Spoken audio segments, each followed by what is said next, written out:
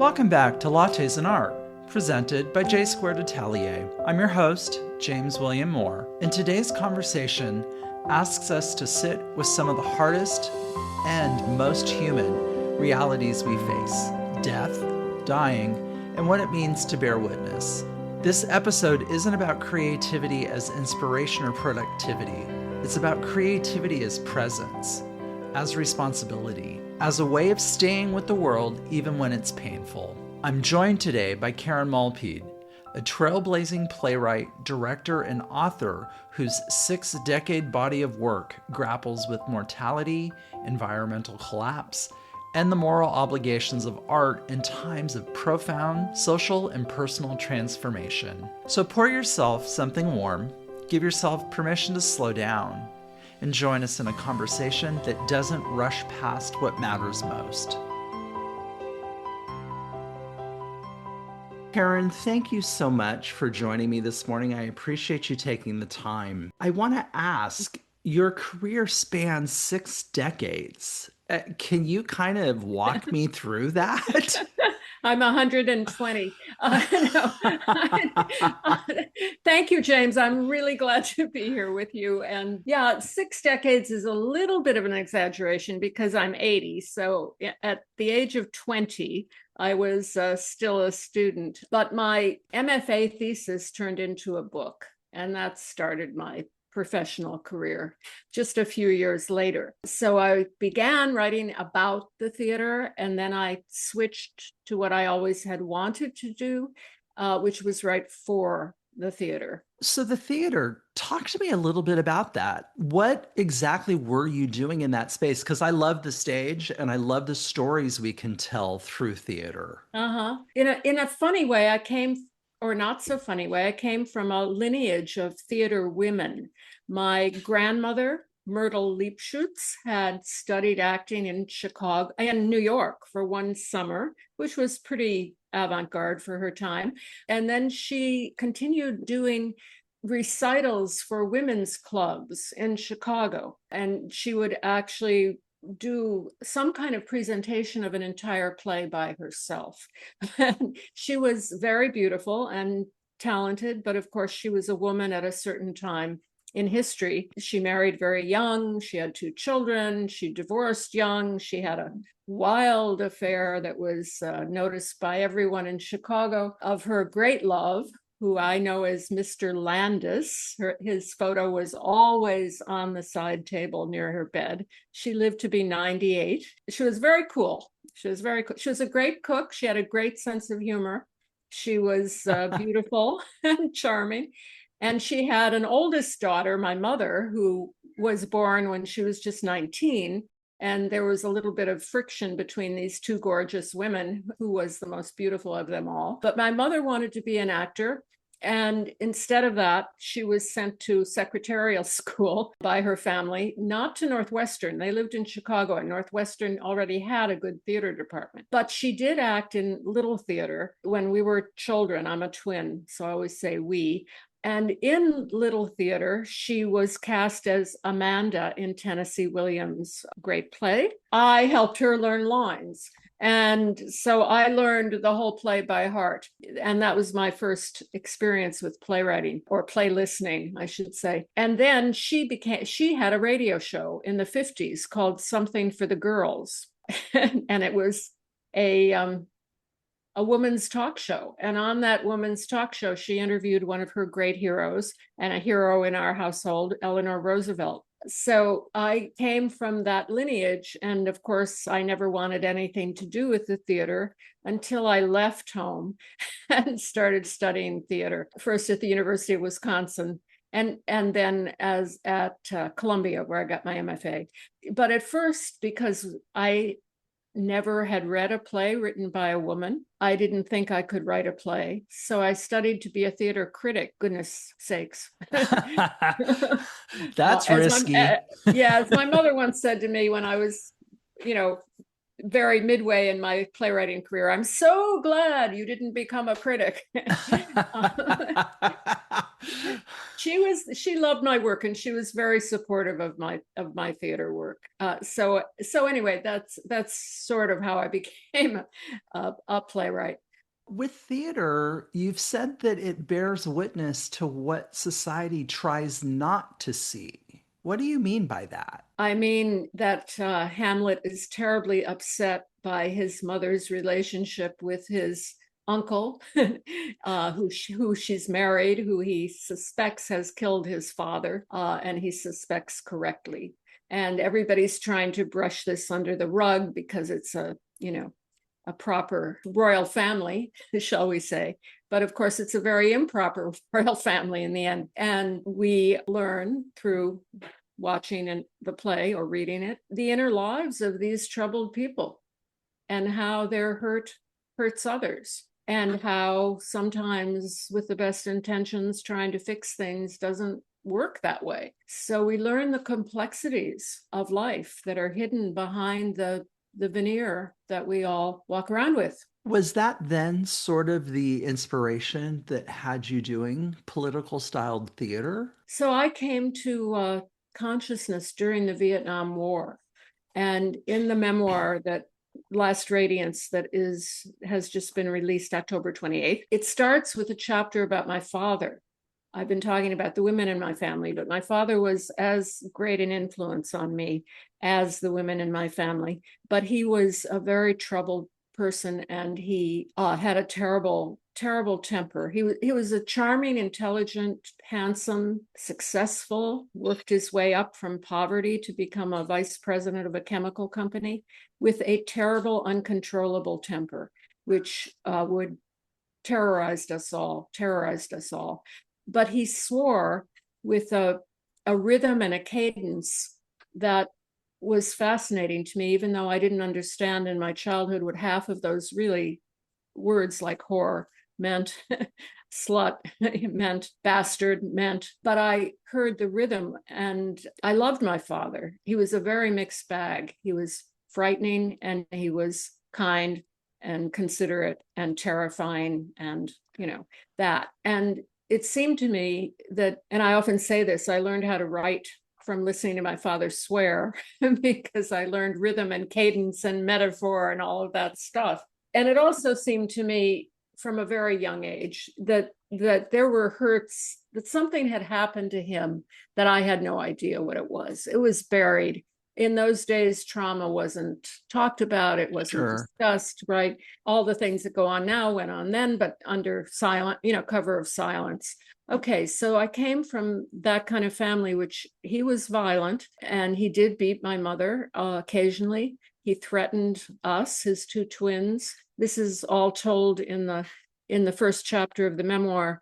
And then he got terminal cancer, and he died when he was 44. I, as a child, was reading all of this metaphorically, and I was quite afraid, not without reason, that he might kill my mother or my brother or all of us in a car accident when he was drunk someday. But then he got cancer, and immediately I thought, oh, he's going to sacrifice himself. Reading it as a metaphor, not as medical fact, right? Anyway, he died at 44. I left home almost immediately afterwards and never really spent any time at home again. But I walked into the Vietnam War at the University of Wisconsin, and I very soon was going to teach-ins by young faculty members who were teaching about the Vietnam War. And soon after that, I went on a protest march with about 30 people around the state capitol in Madison. And the FBI was up on the balconies taking our photos as we walked around. I was just a clueless college kid, but I understood violence, and I understood the terror of violence. And from that, I went to the terror of war very easily. And I became an anti-war activist at the University of Wisconsin.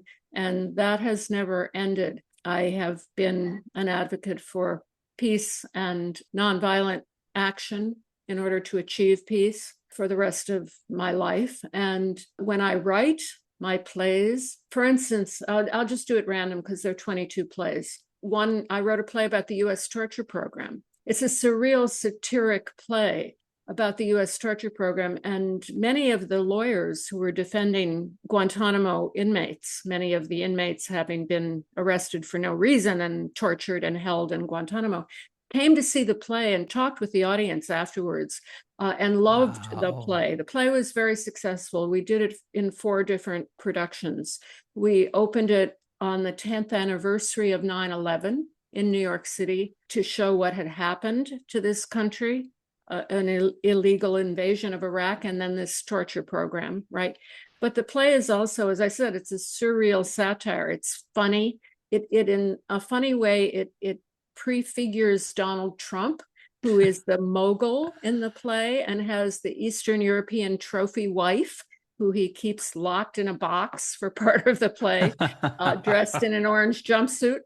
And that part was played by my great actor, late husband, George Bartenieff, who played leads in the last 10 plays I wrote. How powerful that you are taking this space that you've created as an artist, as an activist, and you're giving us back these stories.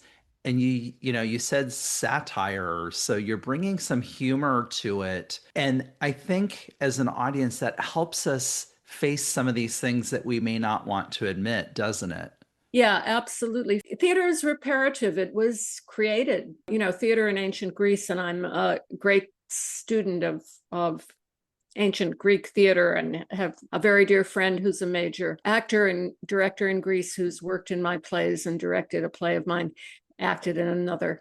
And we endlessly talk about Greek theater. But Greek theater, Greek tragedy was created, and comedy as well, as a way of healing combat trauma in Greek soldiers. Every Greek man who lived to adulthood had been in a war. Greece was a very warrior society. Right. There was universal conscription. So you either died in war or you became a veteran of war. And those veterans were carrying what our veterans also carry, what we now call moral injury, i.e., they had done something in battle like kill a pregnant woman, which Iraq war vets did because they thought women had bombs under their burqas and they shot them. And then they found out they had killed a pregnant woman. They never would have killed a pregnant woman in real life, in normal life. And they come Right. home. They come home with that kind of injury, which we call moral injury. It offends their own sense of who they Yeah. are as moral people, that they did such a thing. And this was true in ancient Greece as well. So all of these tragedies about people doing terrible things and suffering because they do them and coming to some kind of enlightenment through their suffering, and certainly the audience through watching it, was meant to heal the soldiers. And they also did dream workshops, and they did also physical exercises. There was the Olympics came out of the ancient tragedy. Had an Olympic. The theater was on one part of the mountain, and up above it was the Olympic Stadium. Greek drama also had a real understanding that they were on top of a society that had, at least, if not been matriarchal, had equality between men and women way back when. And they worshiped the goddess Gaia, the goddess of the earth, the mother goddess. And then Apollo comes later. So something came to me when you were just talking about this Greek theater and the satire and such, is that there was a healing that came about with this, that there Yeah. was this sort of piece. And I want to step back just a second because you mentioned your new memoir, Last Radiance, Radical Lives, Bright Deaths. You gave us an introduction to your father. You've mentioned your husband. Is this memoir sort of that same process of healing for you that you just talked about in these Greek plays? Yep. I've used I've used my father's story in 2 plays. My very first play, called A Lament for Three Women, was about 3 women meeting in a hospital. One's father, husband, son are dying, and the 3 women, through talking to one another as you do when you're in the hospitals waiting endlessly, discover their codependence with these men, and they realize they're soon going to be alone, and they bond with each other. This was a play written at the start of the second wave of feminism in 1974. And then fast forward to my 10th play or something like that, a play called Us, which is the play I met my husband in, which again tells my father's and my mother's story, but and my story in a very different way. It's two actors who play six characters, themselves and their parents, in 11 scenes of psychosexual drama. So it's a very avant-garde, still to this day, play, very challenging and beautiful. My husband fell in love with the play before he met me, and we fell in love during the rehearsals for this play. The memoir is this story of on the one hand, when George was diagnosed with multiple myeloma, which is a fatal cancer, but he didn't die of that. He died of the side effects of the treatment and his increasing age. He was 89 and a half when he died. My life, in a way, made a kind of sense, which is I started with a cancer death, and now I was in the throes of another cancer experience with George. And in the middle of that, years before, in the 80s, my very dear friend Julian Beck and another dear friend, Barbara Deming, who were amazing artists and activists, pacifist activists, had both died of cancer. So I suddenly saw my life through the lens of cancer and caring for the intimacy that comes from caring for somebody you love who's ill, which was true of my father and true of my husband, and true also of Julian Beck and Barbara Deming, who I was close to. Aside from my father, who I felt did not choose his death, he was more or less nuked to death by radiation. He had an incurable cancer. Longer story. Julian, Barbara, and George were very active, both in their illness, in creating community, and in their deaths, in dying in community. George died at home in my arms. Barbara died in community, doing what she called dancing toward death, which she would dance naked in a circle of women. She was a lesbian, and she had a lesbian commune in Florida. She would dance naked in the circle of her closest friends, and they would sing and drum and celebrate. And after she died, she sent a letter to the rest of us who hadn't been there, saying that she had loved life so much, but now she was ready to die. She hoped we all knew how much she loved us, and she wanted us to know that she died happily. And Julian died in a very another way, absolutely denying that he would ever die, but holding all of us in community, giving me, signing the last book of poetry that he gave to me for Karen, with translucent love, Julian. The thread that bound us then and continues to bind us, our love for theater, our love for activism, our love for one another. So I wanted to tell these different stories in a way that would help people who were dealing, 1 in 3 of us has cancer, and the cancer rate is rising, of course, as we live longer, but also as we pollute more. Yeah. We ingest more, right? And, so more and more of us are getting, so no one's cancer free. You either have cancer, or you're caring for somebody with cancer, or your friend just died of cancer, or, and go on and on. We are all involved in the cancer industrial complex, just like we're all involved in the military industrial complex. And they relate, because chemotherapy itself came out of the poison gas that was used in World War I, right? The amount of money, the insurance crisis that we're in this country. I know a family where the 4-year-old was just diagnosed with leukemia. And what is the first thing they do? They create a GoFundMe page, right? Yeah, sad. This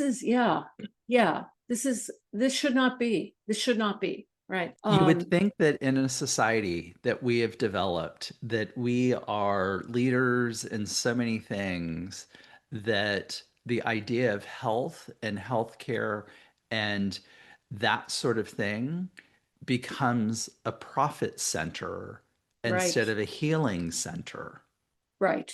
And my book, in a way, is written in the little way you throw a stone into the lake to counteract all of that, Well, and put the humanity back into illness, into caring, into helping people die, witnessing, helping orchestrate a good death. I like that you have brought us to this point because there's this idea, I think, that comes through from your memoir that is about exploring conscious dying. Yes. How does that shape you and possibly me, how we might live going forward?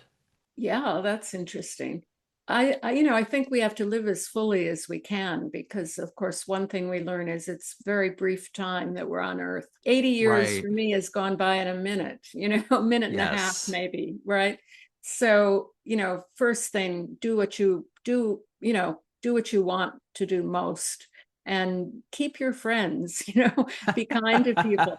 It matters that you've had friends for 30 years, 40 years, and new Yes. friends. I have a dog, so in the dog park, all my friends are 18, 19, 20, but that's great, and I taught for Yes. many years. Now my students are artists of note in their own right, and, sometimes they're in my plays and sometimes they direct my plays. Live fully and live lovingly. The love you give comes back to you in force, in force. Let's go back to this idea of conscious dying. Okay. What Let's what try. what does that actually look like? Like, Well, it was what I found out is that it was different for Julie and for Barbara and for George. But let me focus on George for a minute. George had been a hidden child in Nazi Germany. He came from a mixed marriage. His father was a Ukrainian now, Kherson is now in Ukraine. He was a Russian Jewish emigre to Germany and a highly trained dancer. He met his wife, George's mother, who was also a highly trained dancer. They had their own dance company called the Bartenieff Romantic Dance Company, only in German. The minute Hitler came to power, they had to close their dance company because all the artists had to join a Nazi union in order to keep working. The Nazi party took over. Authoritarianism, as we see in this country, is not good for the arts. So, mhm. so anyway, the parents emigrated to this country in 36, and they left the two boys behind in Nazi Germany for 3 years until 1939. Much longer story. As George was dying, and really the last 20 years of our relationship, because we did a wonderful play called I Will Bear Witness, based on the diaries of Victor Klemperer, about a Jewish man who lived through the Holocaust in Dresden, lived through the firebombing of Dresden, in fact. As George began to die, he also began to write about his earliest memories of Nazi Germany. The terror of impending death and the terror that he felt as a child meshed. And he wanted to understand and he wanted to tell people about his early life over and over again. I mean, I knew the story well, but he needed to tell his doctor, his physician, who listened for 2 hours and then another 2 hours in an office visit. Very good doctoring, just listened to my husband speak, sat eye to eye with him, not at the computer, and listened. I listened from the back of the room, even though I had heard the story. When George died, he hadn't finished writing the story, and I wanted to finish it for him in the book. So I did some more research, turned up some interesting facts. I wrote the story as well as I could. While that was happening, or while he was dying, shall I say, he remembered an early memory that had to do with broken glass. And of course, Kristallnacht stands as the night of broken glass. And then one night he broke a glass in the bathroom and I found him. I was asleep and I woke up and he wasn't in bed. I found him marooned in the bathroom in a sea of sparkling glass. He had vision problems. So if he got up, he would have stepped on glass and wounded himself further. There was beautiful red blood bubbling from his toe and this floor full of glass. Oh, And I write about this in 3 pages, and it's a love scene. It's a love scene because we were both naked, as I bent down to clean up the glass, he's telling me how beautiful I look. And I'm realizing no one's ever going to say that to me again. And we are having a love conversation in the midst of all of this glass. What a And as beautiful I'm, moment. yeah, yeah, yeah. And as I wrote it, I extended it so it's 3.5 pages. And one one of the reviewers said it moved him to tears. That particular part, it moves me to tears when I read it over again too. That's, in a sense, what I mean about conscious dying. We were both very aware this is the last time we're going to do any of this. Mm-hmm. Yeah. And George's last words to me before he couldn't speak anymore, well, actually, after he couldn't speak anymore, first he had a stroke, and he said to me, as he was being rehydrated in an emergency room, he said to me, I feel I'm losing sense and language. And indeed, yeah. Oh. And indeed, but a week or so later, because he lived another 2 weeks, when people came and stood around the bed and we told stories, and he beamed at us and he held out his arms to us. During that time, one time, he managed to say to me, I'm afraid. And I talked to him all night about nature, which we both loved, that you're going to go back to Gaia, you're going to go back to nature, you're going, and at the end of that, he said to me, his final words on earth, that was good. Was he talking about his entire life? Which I think he was, It was good. He lived a brilliant life. He was generous and kind and talented and smart and, handsome and gorgeous and kind to everybody. He supported so many artists, including me, but so many artists. Anyway, that was good. That's what I mean about conscious dying. How do you want to die? How do you want to die? Do you want to die being able to say that was good to somebody who loves you, who's there with you? Well, and what an amazing gift to Yes. receive Yes. this idea that they're at peace. Yes. Yes. And when we're in these moments, there's obviously grief. You're seeing what is about to occur. But when you're given that moment, it helps us with this process of grief, doesn't it? Yes. I So many people who have responded strongly to this book lived through the AIDS epidemic. The book is not focused on AIDS. Julian was a homosexual. He died of cancer, though, not of AIDS. The book is focused on cancer, but part of it occurs during the AIDS mm-hmm, epidemic, mm-hmm, obviously, and some of the characters in it died of AIDS. mm-hmm. But people now who read the book, and including one of the reviewers, the reviewer who wept at those 3 pages, lost many people during the AIDS epidemic. And he's very acquainted with grief, and it's in his body. And he responded to this book as a book that honors grief as well as love, honors the grief we carry, because we don't get over it. Grief changes, but we don't stop grieving for the people we loved. Well, in society, I think to some point, I don't know if it has taught us to move quickly through grief and get back to living, Yeah.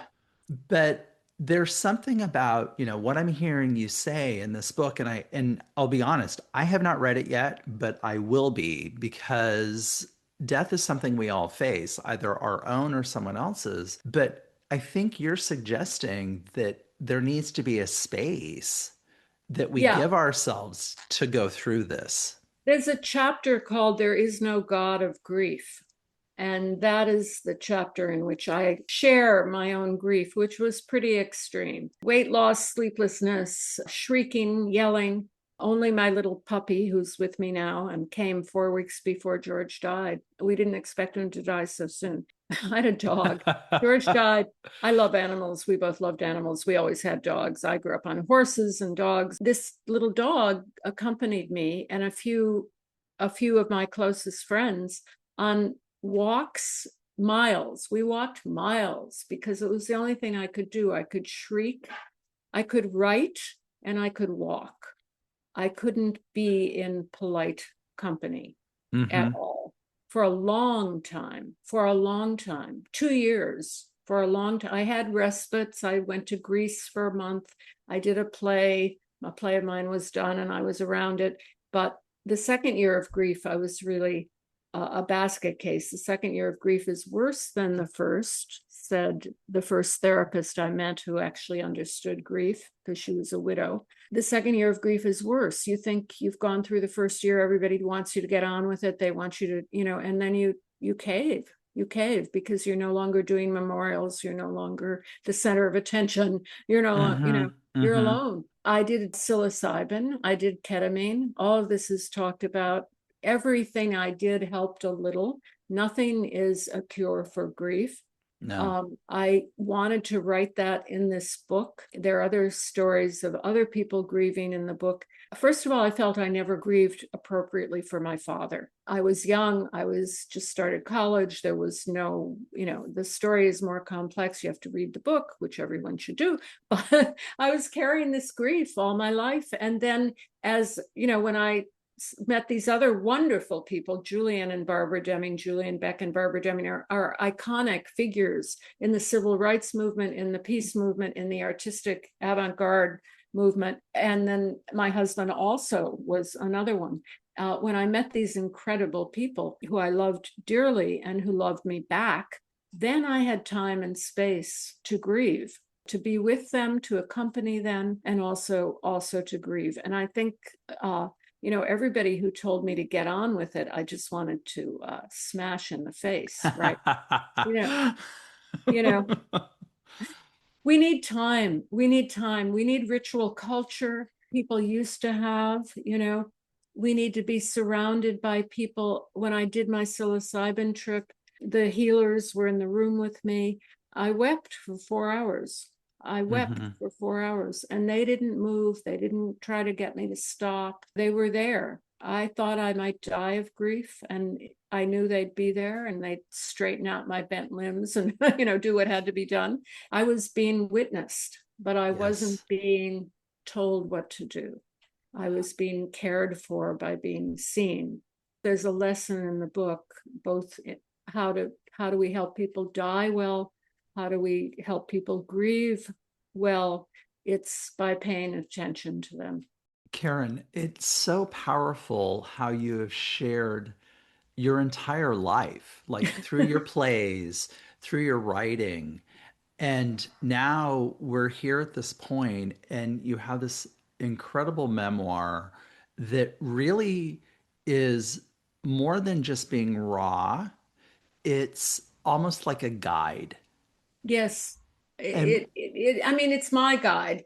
It's not meant to be, it's meant to be instructive, but it's not a how-to book in any way. How to grieve, no. How to love, no. It's not that. It's a story. It's storytelling about really amazing people who I've been blessed to know. I've just mentioned a few of them, but there are hundreds more. There's Grace Paley, there's Allen Ginsberg, Noam Chomsky, there's who writes very movingly about how his wife died at home to me, sharing his story, who admired George, and Noam and I were email pals for decades. There, Allen Ginsberg, Robert Lifton, Grace Paley, I've said many names. There are hundreds of people who have recognizable names who walk through the book because I lived in New York in the downtown avant-garde world, and this was my world. I've been very, very lucky with the people I've known. I think you've used this writing to give space to a conversation that just really needs to happen. And far too many people are too uncomfortable to have it. Including doctors. Yes. The story of the doctors in this book, it's a very mixed bag.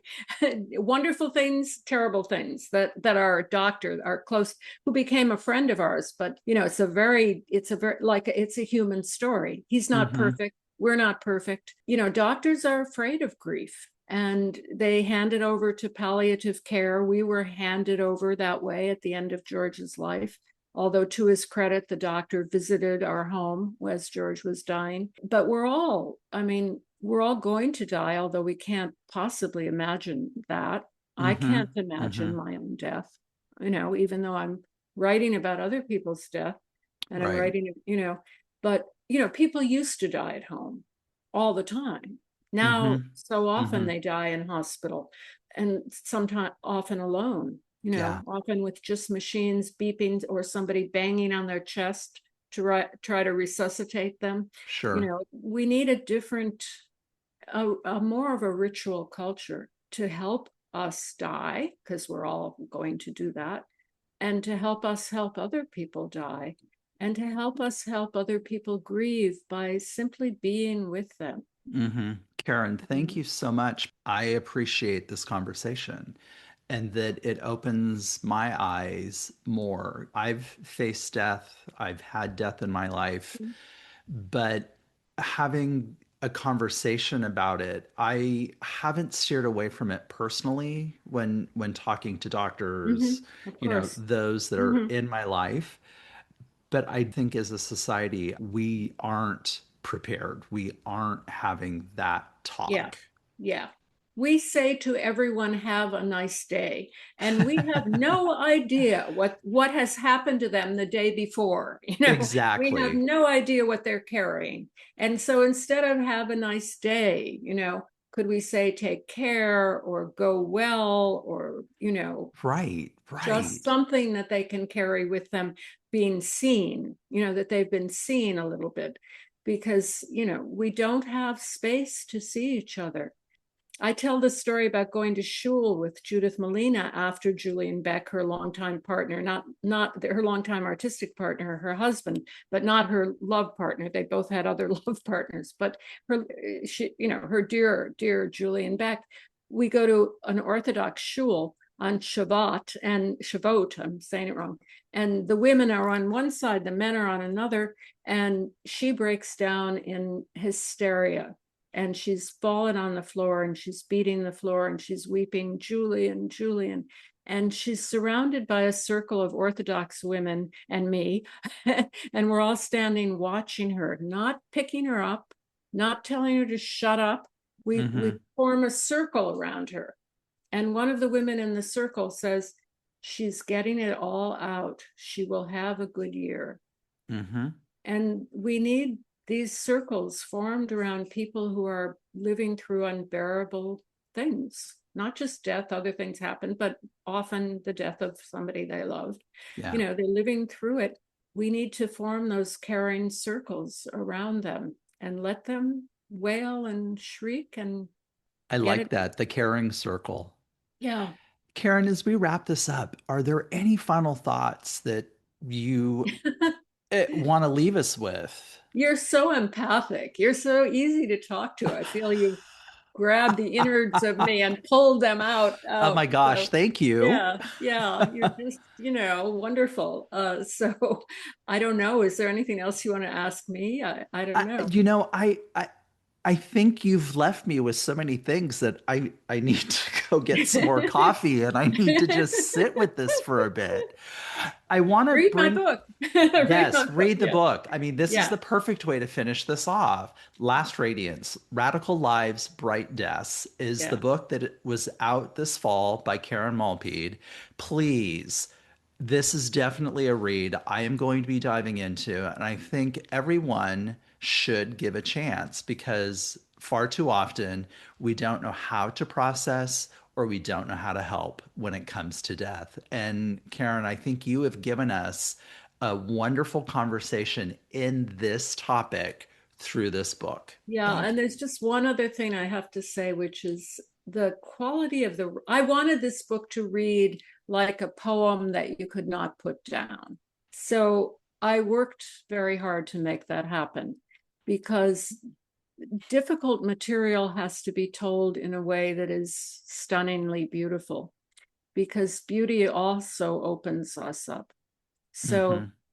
Yes, it that's, does. I worked very hard to write as well as I could, which is a lot of rewriting, a lot of working hard, so that people would have a beautiful experience reading the book. So definitely read the book. Please check the show notes. We will have links there for you to be able to order your copy.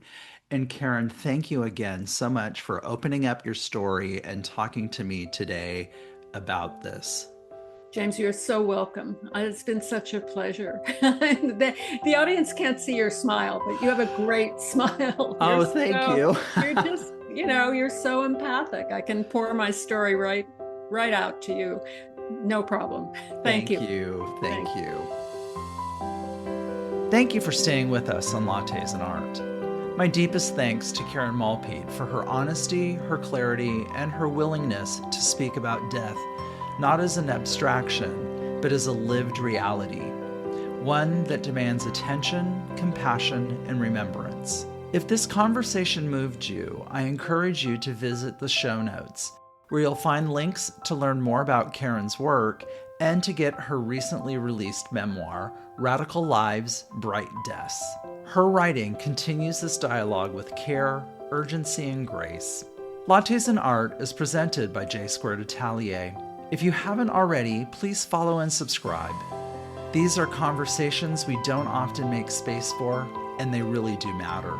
And if you're interested in art history, but want a fresh look at it, be sure to listen to Art Happens, the divine mess of art history. Until next time, be gentle with yourself, hold space for one another, and remember, to witness is to honor a life.